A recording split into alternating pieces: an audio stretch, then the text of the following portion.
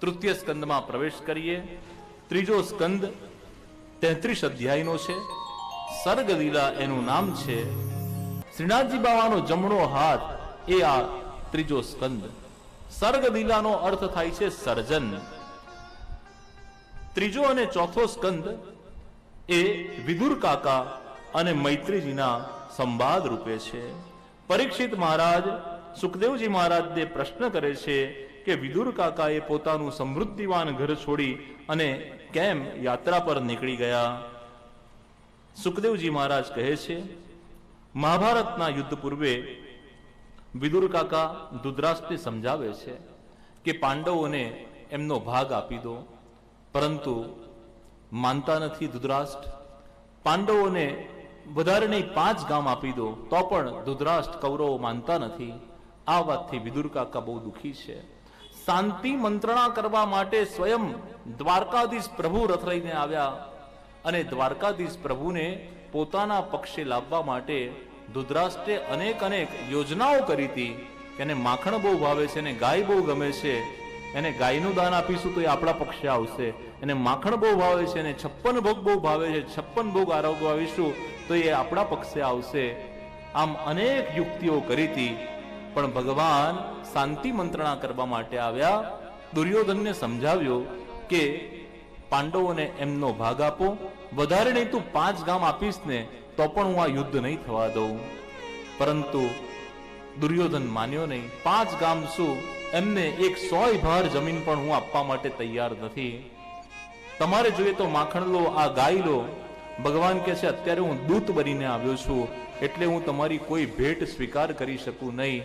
હું જો કોઈ તમારી ભેટ સ્વીકાર કરું તો મેં તમારી ફેવર કરી કહેવાય, અને હું અત્યારે ન્યુટ્રલ વ્યક્તિ છું. મહાભારતના યુદ્ધ પછી કોઈ મને ન કહે કે આ યુદ્ધ રોકવા માટે મેં પ્રામાણિક પ્રયત્ન કર્યા. આમ ભગવાને શાંતિ મંત્રણા માટે દુર્યોધનને સમજાવ્યો. દુર્યોધન માન્યો નહીં. મંત્રણા નિષ્ફળ રહી. ભગવાન હસ્તિનાપુરથી ફરી પાછા પાંડવોના પક્ષે પ્રસ્થાન કરવા જઈ રહ્યા હતા. પ્રભુને ખૂબ ભૂખ લાગી. પ્રભુ વિચાર કરે છે કે આ દુર્યોધને વ્યવસ્થા કરી પણ મારાથી ભોજન લેવાય નહીં, અને ભૂખ ખૂબ લાગી છે. હવે કોને ત્યાં જવું? તો વિચાર કર્યો કે વિદુર કાકા અને વિદુરાણી મને કાયમ આગ્રહ કરે છે, ચાલો ને વિદુર કાકાના ઘરે જમવા જવું. એટલે પ્રભુએ પોતાનો રથ વિદુર કાકાના ઘરે જઈને ઉભો રાખ્યો. રથમાંથી પ્રભુ ઉતર્યા. વિદુર કાકા રાજ્યના કાર્યમાં વ્યસ્ત હતા. વિદુરાણી ઘરે એકલા હતા. જ્યાં દ્વાર ખોલ્યો અને સ્વયં દ્વારકાધીશ પ્રભુને જોયા, વિદુરાણી બહુ પ્રસન્ન થયા. આવો આવો પ્રભુ, સ્વાગત છે તમારું. કાકી બહુ ભૂખ લાગી છે, જલ્દી ભોજન આપી દો. અરે તમારા કાકા કહેતા હતા કે આજે તો હું ત્યાં ભોજન કરીને આવીશ, એટલે મેં કઈ બનાવ્યું નથી. પણ પ્રભુ તમે થોડી ક્ષણ વિશ્રામ કરો, હું હમણાં જ ભોજનની તૈયારી કરી દઉં. પ્રભુ કહે છે, રાહ જોવાય એવી નથી, મને હમણાં જે હોય જલ્દી આપી દો, પછી શાંતિથી ફરી પાછું ભોજન તૈયાર થાય એટલે જમીશું, પણ હમણાં કંઈક ખાવું પડશે. એટલે વિદુરાણીને રસોડામાં ગયા અને કેળા જોયા. કેળા લઈને વિદુરાણી આયા. વિદુરાણી કેળાની છાલ ખોલતા જાય, પ્રભુના દર્શન કરતા જાય, અને કેળાની છાલ પ્રભુને આપે અને અંદરનો ભાગ જમીન પર ફેંકે. અને પ્રભુ પણ એવા કે વિદુરાણીના એ પ્રેમથી મળેલા કેળાની છાલને પ્રભુ એક એક કરી અને આરોગતા જાય, આરોગતા જાય, આરોગતા જાય.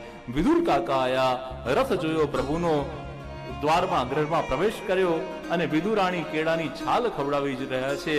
હાથ પકડી લીધો. અરે કેળા નીચે ફેંકી રહ્યા છો અને છાલ ખવડાવી રહ્યા છો, મારા પ્રભુના દર્શન કરતા મને ભાન જ ન રહ્યું. અને યાદ રાખો વૈષ્ણવો, પ્રભુ 3 વસ્તુનો સ્વાદ ક્યારે ભૂલ્યા નથી. એક, સુલભાજીની કેળાની છાલનો સ્વાદ પ્રભુ ભૂલ્યા નથી. ભગવાન સુદામાના પૌવાની પોટલીનો સ્વાદ ક્યારે ભૂલ્યા નથી. અને એટલું જ નહીં, વિદુર કાકાની ભાજી અને સબરીના બોર પણ ભગવાન ભૂલ્યા નથી. ભગવાન પ્રેમના ભૂખ્યા છે. ભગવાનની સાથે ભક્તની સગાઈ એ પ્રેમની સગાઈ છે. એ પ્રેમનો નાતો છે. અહીંયા તમે બધા ફળ ફળાદી ડ્રાયફ્રૂટ મૂકો, ઘરે ધરાવો, ભગવાન આવીને આરોગી જાય છે? ખાલી તમે હાથ રાખો, પ્રાણાયસ્વા, અપાનાયસ્વા, વ્યાનાયસ્વા, ઉદાનાયસ્વા, સમાનાયસ્વા, આટલી ક્ષણની અંદર તો 5 કોડિયા ભગવાનને ખડાઈ દે, પાણી મૂકો, ફરી પાછો હાથ રાખો, 5 વખત પ્રાણાયસ્વા બને અને ફરી પાછા ફળફળાદી તો આપણે જ દઈએ. તો આ પ્રસાદ બને કેવી રીતે? ભગવાનને ભોગ ધરાવીએ અને આ જે અંતર કરીએ. કીધું છે કે ભોજન પડદો માગે. એટલે પહેલા શું હતું કે રસોડા દેખાય ના એવા હતા, અને હવે શું થઈ ગયું, લિવિંગ રૂમની સાથે જ રસોડા બહાર આવી ગયા. બહાર રૂમમાંથી જ આખું રસોડું દેખાય. બાકી ડાઇનિંગ ટેબલ તમે જમવા બેસો ત્યારે એ થોડું પડદો માગે. તમે ભોજન કરો એ બધાને દેખાવું ન જોઈએ. અતિથિ ભૂખ્યો ન જાય એ પણ ભાવના છે, પણ તમે ભોજન કરો અને બધા જોવે એવી વ્યવસ્થા આપણી પહેલા હતી નહીં. તો આ કર્ટન કે પ્રભુ ભોજન કરતા હોય તો એક આપણે આ રીતે હાથ રાખીએ છીએ. પ્રાણ, અપાન, વ્યાન, આ 5 પ્રાણ છે અને 5 પ્રાણથી પ્રભુને જમાડીએ છીએ. જમાડો ત્યારે ખૂબ 5 આંગળી ભેગી કરી પ્રાણાય સ્વાહા, કોડિયો છોડવાનો, કોડિયો ભરવાનો, કોડિયો છોડવાનો. આમ જેમ નાના બાળકને આપણે કોડિયા આરોગાઈએ એમ 5 કોડિયા આરોગાવાના. સ્વાહા એ ભગવાનને પહોંચતું કરવાનો પાસવર્ડ છે. યજ્ઞ જ્યારે થાય ત્યારે બ્રાહ્મણો આહુતિ આપે, સ્વાહા સ્વાહા સ્વાહા. તો સ્વાહા છે કોણ? યજ્ઞ નારાયણ ભગવાનની 2 પત્ની છે, એક સ્વાહા અને એક સ્વધા. દેવોને જ્યારે કંઈ પણ પહોંચતું કરવું હોય ત્યારે સ્વાહા બોલવું પડે. એટલે આહુતિમાં સ્વાહા કહીને આહુતિ અપાય.